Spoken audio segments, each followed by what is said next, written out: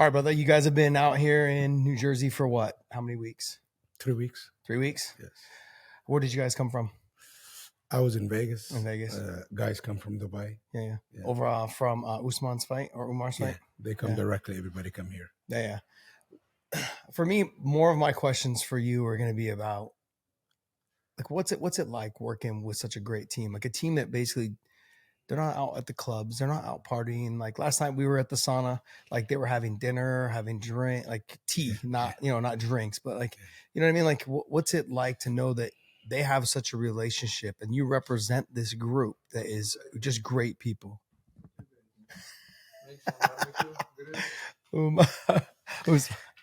Honestly, man, when I yes, he is. Hey, better than you. You're like way down here. I still learn from Ali. You still learn it? Honestly, when we all met like maybe 11 years ago, all of us for the beginning of my career. Yeah. Nobody was like very famous.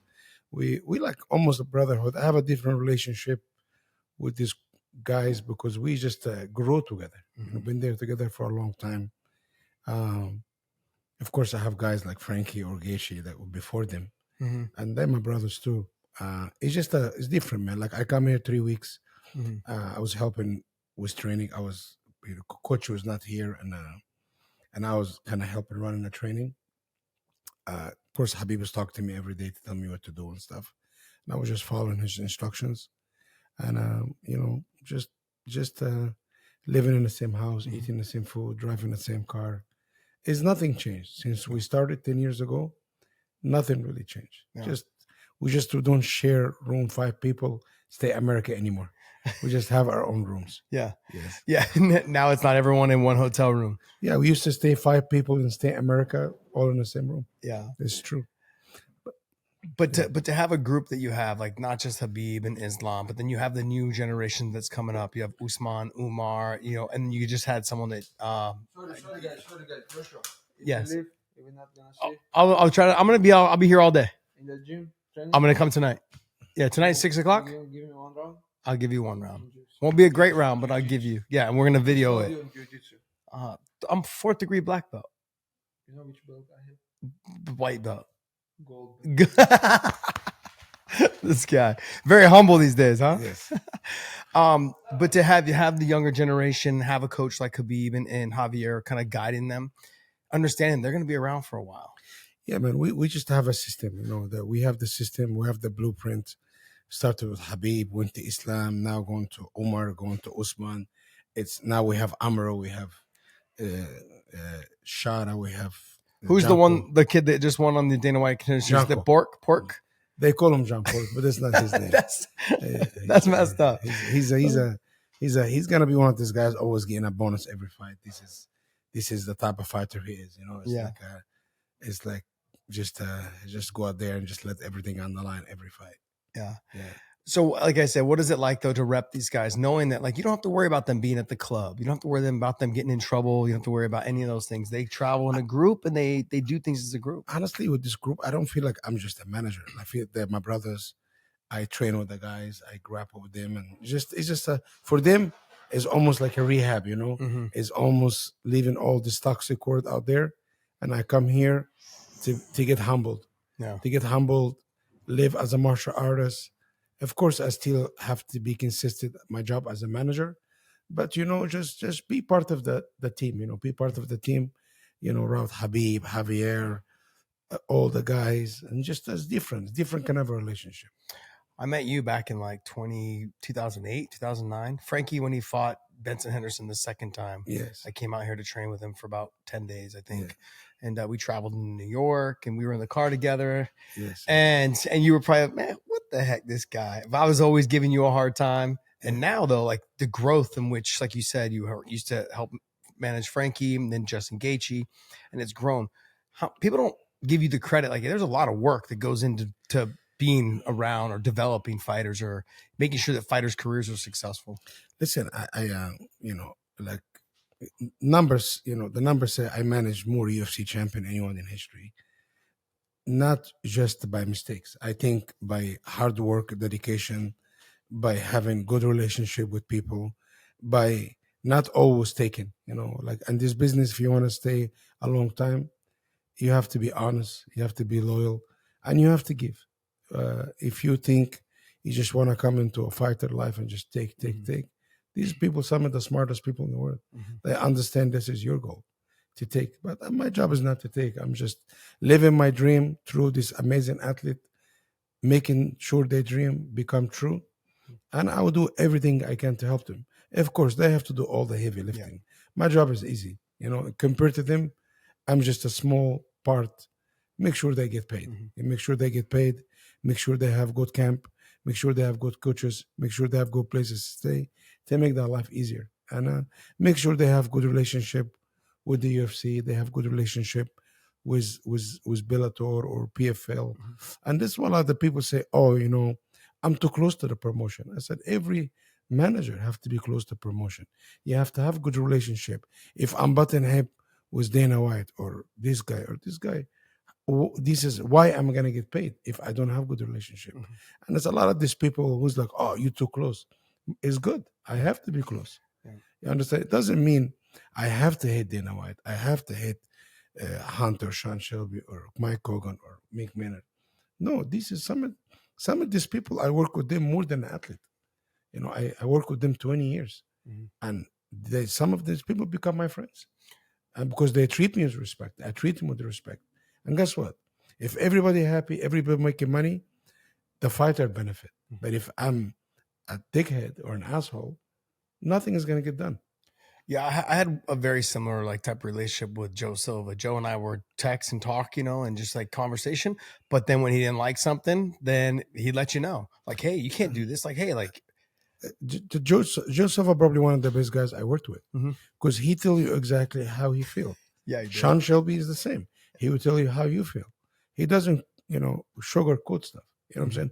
And it's okay. Sometimes I prefer to hear it. And honestly, man, none of these people who I mentioned their names, they're all great people, fun to work with. They all love the game. If they not love this game, they will never be successful. Of course, I want my athlete to take all their money every time I step to the table. They know that. Every time I walk to this office or to the meeting, I have plan to take everything they have. I want to take their wallet, their shoes, their watches, their cars. I want to take everything. But also in a figure speech, Oh, yeah. But my guys make money. None of these guys, my guys complain about money. But if they give me $1, I want it 1 million. If they give me 2 million, I want it 3 million. And this is where negotiation skills come. And when to push, when you not to push. When you make a deal, if you make a deal and one person not happy, the relationship never going to be good. When you make a deal, make sure everyone be happy. Because the next deal for the same guy, we know we did the right thing. Yeah. Listen, I see a lot of managers come in and out, out of this business. It's like a revolving door. It's a revolving door. Some guys stick around. There's only a handful. There's maybe 4 that are probably some, and a lot of these guys are good guys too. But I can tell you, my guys, pound for pound, my guys get paid more than anybody. Because I'm lucky too. I represent so many champions, so many guys who are number 1 contender. Last year, I believe in UFC. This year I'm gonna have 14 or 15 main event, or almost 17 actually. So many main events. I have 36 guys in the top 15. I manage a lot of high level fighters, and I'm very lucky and I'm very grateful, Speaking of some of the guys you manage, you have Umar, who just coming off of his win. Where do you, have you had conversations with them? He did his part. The title shot should pretty much be next. Is that kind of in the Omar, we want, me and Habib right after, we talked to Hunter and Sean and Dana. Said, hey, let's get him one more fight. Let's get Figueiredo. Okay. Let's get Ayman Zahabi. Omar, but if you're the best in the world, you have to beat everybody in the world. A lot of people playing this maneuver games, but these not really champions. You wait, I'm injured, I cannot fight. Omar is the number 1 guy. All these guys behind him, they should want to get to him. If they think they are the guys, they can beat him. But I don't believe any of these guys can beat him. I don't listen. I respect Marab. You have to respect Marab. Absolutely. You know, if you could, brother, like people can say whatever he want. You know, him and Omar have this thing. Of course, I'm always going to take Omar's side, but I respect Marab. I think he's fighter of the year. I think should what he does. I think he should be ahead of Elliot Tapuri on the pound per pound list. Oh wow, really? For sure. But what? How many guys did he beat in the last year? How many guys? If you fight once a year or two, like barely 2 times a year, like I think it's the 2 titles that got Ilya above but him on that. But it doesn't. But who, brother? He fought Charles Oliveira. Charles Oliveira lost, lose to everybody. You know what I'm saying? He does. He's talented. He's very talented, good. but Styles do Listen, make matchups. Charles Marab take tough fights. Yes. Omar's a tough fight. Peter Yan is a tough fight. Sean O'Malley's a tough fight. Marab fight. This is gonna be the first time to defend his title. But I believe Omar needs to get one more fight, and after that he can fight Marab. Got it. You know. Yeah, one more fight. I mean, it's no problem. Yeah. If the UFC told me he fight Marab next, I'm not gonna say no. Absolutely. But in a way, I think it benefits for Omar if he fights one more fight. I would like him to fight one more fight, 5-round fight against some of these guys, and let Marab rest. I think he's gonna beat Peter Yan easily. In my opinion, I don't think nothing is gonna change from the first fight. But it depends too. Marab fight a lot. I don't know if he's gonna be recovered. It's a lot of things. You know, you a former world champion. You understand weight cuts and all this. They take a lot out of you too. Yeah, they do. Yeah, and then you have Usman, who, from what I understood, he signed a new deal before the last fight. I'm not sure, but yeah, that's kind of what's buzz. Listen. Do we have another opponent for him? Is what I was getting at. I have a great relationship with Mike Hogan. He's probably one of the best guys in this business to work with. It's very easily. And Usman, he makes 7 figures. He's very happy with PFL. He have a contract. PFL treated him nice. They treat us nice. He's a PFL fighter. All these other talks, is no need for it because he have a contract. When he's in the contract to come, I'm sure PFL is going to come with a better offer. And if it's good offer, he will stay in PFL. But at the end of the day, everybody have a dream, you know? And you know what's great about PFL and these people? They're very understanding. Sometimes you do everything in a promotion. And it's time for them to be like, hey, I would like to leave. They're not going to stop you from leaving if you don't want to be there, you know? Yeah. But what? We are happy. You know, we getting treated first-class treatment. He make money. He fight anytime he wants. There's no restrictions, you know, and he's growing. Usman is not even 50% his gross. I believe this guy he's different, man. He's so young, he's 26, different. 27. If he get his head together and he does everything and Habib stick behind him, Coach Javier, I think this guy's going to be one of the greatest champions in UFC history. Because he has too much. He's a lot more talented than Habib. Islam is very talented. I can't say he's more talented than Islam. They almost have the same talent. You know? Like Umar and Habib is like hard work. Islam is hard work and talent. Usman, hard work now and talent. He's just beginning hard work. Before he's talent. And he still work hard because you cannot be around Habib and not work hard. He will kick you out. Yeah, I've seen it. 100%. Do we have an opponent potentially in the works with him? I would like to find Figueiredo or Ayman Zahabi. But Ayman Zahabi said, my hand broke. Figueiredo's, I don't know. I don't know, man. For Usman. An opponent. Yeah, he got to fight Alfie Davis. Yes. I think he's fighting Alfie Davis next. And he's going to beat the hell out of him. Do we have a date for that? I think it's going to be in Dubai. Maybe in February. Yeah, I think Mike Hogan and these guys will release the exact date. But it'll be in Dubai. I think it'll be in Dubai. Let's talk about Islam a little bit. Obviously, huge opportunity for him to get this title at the welterweight division. Stylistically, people are just constantly online going, Islam's going to dominate this fight. And my conversation with Habib and even Javier was too many people look past JDM. And even Islam had just told me right now, he's like, I'm not. No, there's no way. This guy is really good. This is Islam's toughest fight to date. GDM is very, very good. He's young. He have talent, you know. But I still believe Islam is the pound for pound the best fighter in the world. I believe it's Islam's toughest fight. But I believe Islam is going to go out there and he's going to put on a great performance. It's not going to be easy, but I'm very confident because I see the last 3.5 weeks with Islam, the things he does. The Islam today will beat the hell out of the old Islam. Will stop him in 2 rounds. The Islam now will beat the Islam who fought Poirier and this guy. How much do you credit that though to just being able to eat, work through camp, and drink water? I just think he got a lot better. Islam, one of the things about Islam, Habib was like just a grinder, hard work, hard nose. Islam is a perfectionist. Islam is a perfectionist, and he's talented, and he can do a lot. He can knock you out by a head kick. He can knock you out by a punch. He can take you down and submit you. Like take down ground. Bob Green, ground and pound. Poirier, Wars to finish him. Volk, head kick, knockout. He have too much tools. You understand? He have a lot more tools than GDM. But GDM is he's a great fighter, man. And like the kid is hungry. He just got, he got a chip on his shoulder. But guess what? Islam have a chip on his shoulder too. Yeah, I would agree. I think because everyone overlooked him against Bilal. Everyone overlooked him against all the other fighters, and it's fantastic. But also, if you look at GDM, he struggled against Kevin Holland. He struggled against this guy Basil, split decisions. Last 8 fight, Islam didn't struggle with nobody. He finished 9 of his last 10 opponent. He dominated everybody. A little bit war with Poirier, but he dominated him.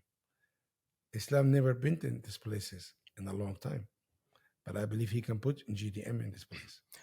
He can put him in deep water, and we're gonna see if GDM he gonna swim or sink. I think he will swim for a little bit, but I think at one point Islam will be too much. Huge fight on the horizon. If Islam wins this fight, if he wins, there's a chance of him fighting Ilia Topuria. Has there been any conversation of brother? It doesn't matter if Islam wanna. Who cares? Yeah, who cares? Islam will fight anybody. He never said no to a fight. Like, I'm gonna tell you something, man. Habib, Islam, all those guys. Umar was asking to fight somebody in the top 15 if there's nobody gonna fight him outside the top 15. Islam, these guys don't. I'm telling you, everybody. I can name you guys: Kamaru, Usman, Islam, Habib, Umar. Like I can Gilbert Burns. I can name you some guys who do not care who they fight. It's not every fighters, but I'm gonna tell you something. A lot of my guys, I thought I implemented them into them. They are the best in the world. And if you think you're the best in the world, you have to beat anyone on any given day. Islam will not care. If you remember, if something happened to GM, Sean Brady's up, he'll fight Sean Brady. If something happened, Gary want to step in, he'll fight Gary. It doesn't matter. If he make weight 170, any opponent, we can fight him on Saturday night. Happened with Habib before. Oh yeah. 21st and got hurt. Yeah. It was 4 opponents. He went to sleep. He said, when you wake up, sign about agreement and told me who I'm fighting. Yeah. It was Pettis, Alcuenta, Chiesa. I'm telling you, man, people can say what they want. Hey, a lot of guys, this is why I think to this day, I think Habib is the greatest of all the time. My opinion. You brought up Kamaru Usman. What is next for him? Because there's talk of potential title shot. He's done his work. He's obviously, like, for me at 170, the best, if not the best, at the 170-pound division. Listen, at the end of the day, this is the UFC decision. If Kamaru Usman is probably greatest welterweight of all the time, defended his title, 15-fight winning streak. And if the UFC he want, Islam want. Who I am to stop the fight? Yeah. I'm nobody. I'm just, they both can fight. I'll stay home and I'll watch from home. But at the end of the day, we have a tough task ahead of us. And I think we have to give GDM his flowers and we have to give him his respect. Absolutely. I'm not, but at the end of the day, it's like the biggest name in the division is Kamaru. There's another guy that you rep, and he's coming off the loss. His debut in the UFC is Aaron Pico. What's going on with Aaron? How's he doing? Just give me some insight. Look, I hold Aaron like very kind of to my heart. He's a great person. I think Aaron Pico is probably one of the most complete fighters. Yeah. With right after Islam I ever managed. Like, this guy is a phenom, but also he made a mistake his last fight. It was a mistake. It was an error mistake. I think he have great coaches. I think we need to work on getting him better sparring partners. It's very hard to find him sparring partners. And I think this is one of the biggest hole I have to fill as a manager. Coaches is good. You have you have good coaches. But I think he doesn't have good sparring partners. And I think when you don't have certain looks in the gym and you start to have a certain call in the fight, you're not going to see certain things. And I think that's what happened. And he made a mistake. Listen, 9 times out of 10, he'll beat Laura Murphy. He just got caught with a spinning elbow. And it happened. Nothing you can do. Happened to the best. Yeah. Happened to Islam. What have we had any direction on when he'll be back? I want him to take 6 months off. Okay. 3 months, no contact. And after that, we see him end of April, March. Okay. Any ideas on an opponent or nothing yet? Nothing talked about? It doesn't really matter. Yeah. Who's the opponent, honestly, because I think he can beat anybody in the world. You know, it's just good training camp, good sparring partners, smart game plan, implement his wrestling and his grappling. 2026 is upon us. Give me an idea of like your younger stable of fighters. Who should we keep an eye out for? Who should we be looking to see who's going to explode onto the scene? Manal Kappa, 125 UFC champion. Okay. Umar, 135 UFC champion. Mofsar, 145 UFC champion. 155, Islam moved up. I can see Gaethje fighting for the title with Patty if Ilya go up. Islam, 185, one welterweight champion. I believe Ankalaev can come back and win his title. And I believe Sergey Pavlovich can be a heavyweight champion. Yeah, he's very talented. He was at AK for some time. I believe he can be. You know, and I think Rizwan Konev can be up there too. But, you know, listen, there's always guys, you know, listen, when title fights, it's very hard to predict who's going to win or lose. It's injuries, training camp, nerves, diet, weight cut, you know this. Yeah. But in a way, I don't want to be cocky, but I believe in my team, and I believe I have the best team on the planet. I believe my guys can smash everybody. Give me one or two of your up-and-comers, though, the guys that are just getting into the UFC or just about to sign to the UFC or just signed to the PFL. Give me someone. I know like Kamaru is over it. He just signed with the PFL, correct? Amro's one of the meanest guys this team have. He's a nice guy, though. You see him in the gym. He's a really nice guy. He's the meanest. He's mean than Habib, than Islam, than he tried to kill Usman every time they spar. You know, he have power. He's very mean. I have, so many guys coming up, it's just, I don't like to talk about young guys who's coming up. I don't want to put pressure on him, because I want him to prove themselves, that they have to prove themselves. But I always, the sport is so much new talent, but, I seen a lot of guys getting into the UFC too early these days, and I think this one thing I try not to be involved in. Because it's easy to get in the UFC, but it's very hard to stay in the UFC. And I hope. But the problem is now is not enough talent to keep circulating. And I think that's one of the problems the UFC is going to run through, or PFL going to run through, is so many shows, not enough talent. Yeah, especially in the upper weights. It's very difficult in the heavyweight, 205. Like heavyweight in the UFC right now, everywhere is a struggle. But, I give credit to McMahon, though. He really make the light heavyweight division and heavyweight very exciting, because normally heavyweight and light heavyweight is not an exciting division, but it's very exciting right now. Yeah, it hasn't been exciting since basically like Strikeforce and UFC merged, and you had all the heavyweights that came from Strikeforce. No, I think the heavyweight now is not bad. There's just no depth to it. There's no depth at heavyweight, but light heavyweight have depth. Yes, it does. Light heavyweight have depth. Have a lot of contenders. You got like Ankalaev, you got Yuri, you got the guy who just lost to Yuri. You got this Morzakano. You have that. Light heavyweight is very good right now. Middleweight is very good right now too. Middleweight's fantastic. Yeah, I think it's the best it's ever been in the sport's history. Yeah, and then as you trickle down, I think, like I said, for me, the best weight class right now is 135. I love that weight class. It's a stacked weight class from top to bottom. I am a little biased towards the lightweights because I fought lightweight my whole career. I think lightweight right now when Islam moves up, welterweight is very good. I Very think good. right now, welterweight is the best division in UFC. You have Marias, you have Balal, You have younger, Kamaru, you have younger talent you have coming Kamaru, up. you have Shafkat, Yeah. you have Islam, you have Ingeri. Yeah, what you have, that's Javier Mendez, by the way. What you have is you have younger guys coming up, Michael Morales, you've got Sean Brady, you've got Shavkat, you got new fresh blood that's like making that division exciting. In the 135 pounds, you have a stable of guys that have just been talented and locked in for a long time. And I believe Omar is the best guy. Oh, I would agree too, but we got to see him fight. Omar did a 5-week camp coming off a broken hand with Marab. Mm-hmm. He broke his hand in the first or second round. Not taking anything away from Marab because I'm sure he was injured too when he have staff and stuff.